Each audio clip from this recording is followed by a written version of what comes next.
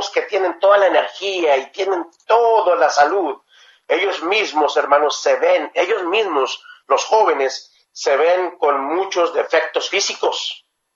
Y si ustedes se acuerdan, hermanos, de su juventud y su pubertad y adolescencia, ustedes podrán decir amén. Y si no dicen amén, acuérdense, porque si no dicen amén, los espejos que usábamos cuando estábamos jóvenes, que cada rato nos mirábamos de nuestras casas, dirían amén, sí es cierto, él también se miraba mucho en el espejo. ¿Se acuerdan?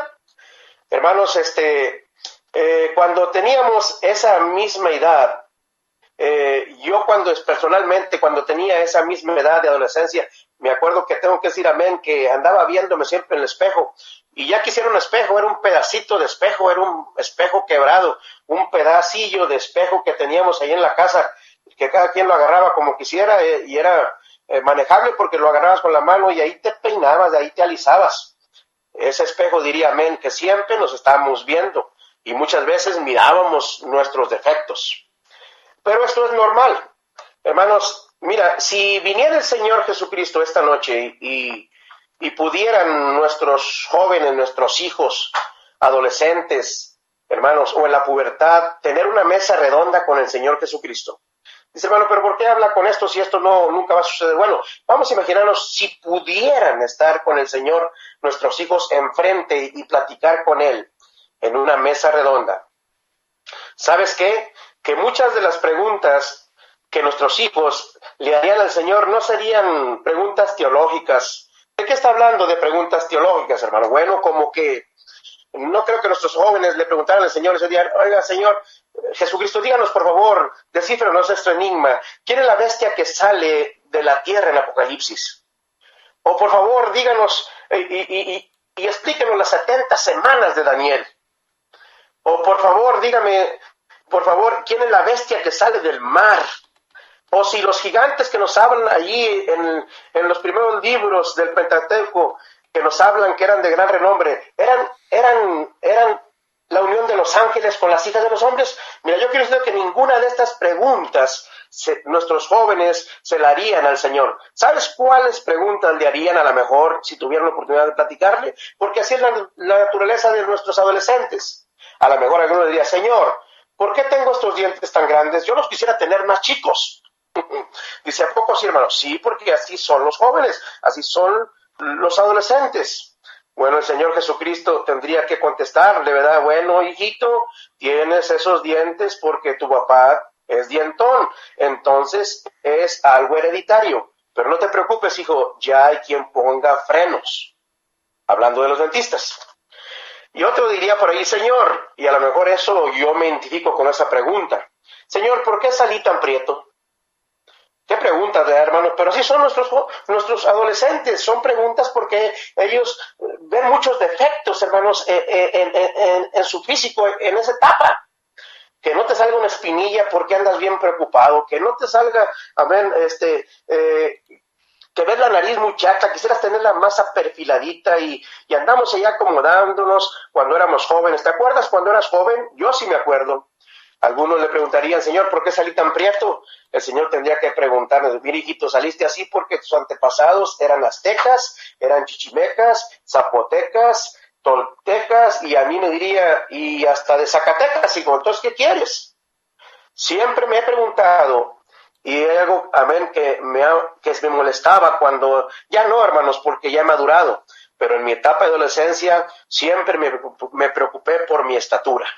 Si tú eres alto, gloria a Dios, saliste bendecido, pero con unos 50 de estatura yo me preocupaba. Siempre fui el primero en la fila en la primaria. Nunca tomé distancia. Pero quiero decirte que en la secundaria, gloria a Dios, que Dios hizo un milagro, llegó otro más chaparro que yo, y desde entonces tomé distancia en toda la secundaria. ¿Y por qué a los chaparros Dios nos da siempre novias altas? Bueno, Dios me dio mi novia, que ahora es mi esposa, más alta que yo, pero ¿cuál era el problema? Había botas jaca en aquel tiempo, aunque andábamos con callos y con uñas enterradas, pero gloria a Dios. Esto es, hermanos, lo que muchas veces, hermanos, los adolescentes se preocupan, preocupándose por su físico, preocupándose por sus defectos. Y esto es como introducción para entrar en el tema. Dice, hermano, ¿nos llevó tanto así? Sí, para entrar en el tema que yo quiero hablar en esta noche. Miren, hermanos, quiero hablarte, hijo, sí, a ti, hijo, adolescente, joven. Quiero hablarte y quiero predicarte en esta noche que aparte de los defectos físicos que siempre nos estamos viendo, amén, y no estamos conformes en nuestra adolescencia, en nuestra juventud, amén. Yo conozco a mis hijos, yo fui joven también. Hermanos, muchas veces son insignificantes a algunos defectos que vamos a adquirir hablando en el plano espiritual y hablando en el plano, hermanos, de nuestra vida. Es en la juventud, hijo, es en la adolescencia, hijo, cuando se toman las decisiones y las acciones que marcarán, escúchamelo bien, el resto de tu vida. Junto con todos los defectos físicos que encontramos en nuestro físico en la pubertad, cuando llegamos, hermanos, a la adolescencia y a la juventud, siempre vienen tres preguntas que vienen, hermanos, y que tenemos que hacerlas y que las hicimos y que ahora nuestros hijos las hacen. ¿A qué me voy a dedicar? ¿Con quién me voy a casar? Yo sé, hijo, que te las has hecho.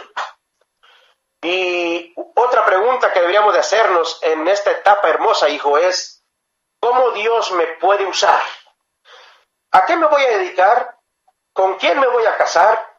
¿Cómo Dios me puede usar en su obra? Hijos, ustedes son dueños de un inmenso potencial. Hijos, Dios quiere y puede hacer grandes cosas en su vida presente y en su vida futura. Tenemos que decírselos, hijos, los grandes predicadores, los pastores, los misioneros, las esposas de pastores, las maestras de escuela dominical, maestros de escuela dominical, los ujieres, los miembros fieles y leales en la obra de Dios, hermanos, ustedes pueden decir amén, padres, los tenemos sentados y son unos hijos hermosos allí en las bancas de nuestras iglesias, los tenemos rodeados en nuestra mesa. Dios quiere usarte, hijo. Dios quiere usarte, solamente mantente en el camino de Dios y haz buenas decisiones en esta etapa de la juventud que va a marcar toda tu vida. Pero escúcheme en esta noche. Pero desgraciadamente muchas veces, hermanos, por decisiones mal tomadas, nuestros hijos por malos recuerdos, por errores, y a veces esas malas decisiones y a veces esos errores que marcan a nuestros hijos, hermanos, y que traen traumas y que traen malos recuerdos y que significan heridas para ellos personales, muchas veces no son ni siquiera causadas por ellos. Muchas veces, hermanos, viene por causa de malas decisiones de nosotros como padres, por errores que cometemos personalmente, y esos errores vienen a marcar la vida de nuestros hijos. Muchas veces, hermanos, esas decisiones mal tomadas, malos recuerdos de nuestros hijos, errores personales o de otros, hermanos, vienen a causar heridas abiertas que tardan en sanar, y eso causa cicatrices sin cerrar.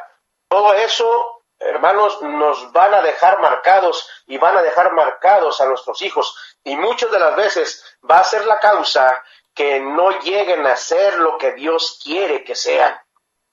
No sé si me estoy explicando con lo que quiero decirles. Hermanos, tenemos un motivo por qué acercarnos a Dios, padres.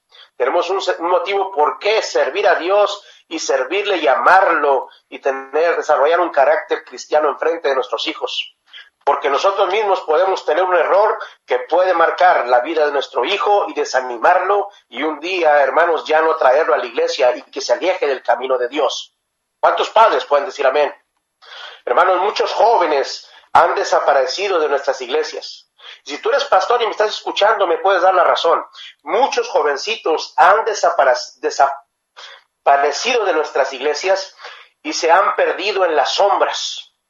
Hermanos, los tenemos desde chicos allí, y muchos los tuvimos en la clase ahí en la cuna, después pasaron a párvulos, luego a primarios, a secundarios, y luego de ahí se fueron a intermedios, y hermanos, unos al brincar a jóvenes ya no aparecieron en el mapa, y otros de jóvenes ya, hermanos, no lo vimos más en la iglesia.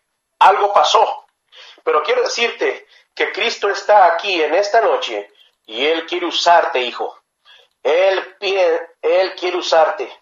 Si tú piensas que no puedes y que nadie te puede usar por un error que se cometió y que marcó tu vida, déjame contarte en esta noche esta historia.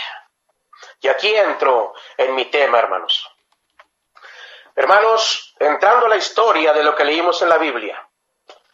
Este niño del que hablamos en la escritura bíblica se despertó ese día.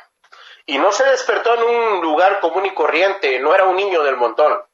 Él se despertó ese día en su cuna real. ¿Qué quiere decir con cuna real, hermanos? Que era la cuna que estaba en el palacio y que tenía sangre real este niño. Este niño solamente tenía 5 años. Todos en el palacio, hermanos, vaticinaban y decían que sería tan guapo y buen mozo como su padre, el príncipe. Es más, otros allí en el palacio decían que ese niño iba a ser tan alto como su abuelo, el rey. No solamente despertó en su cuna real, sino que se sentaba en su periquera como bebé real, le daban su biberón con leche real.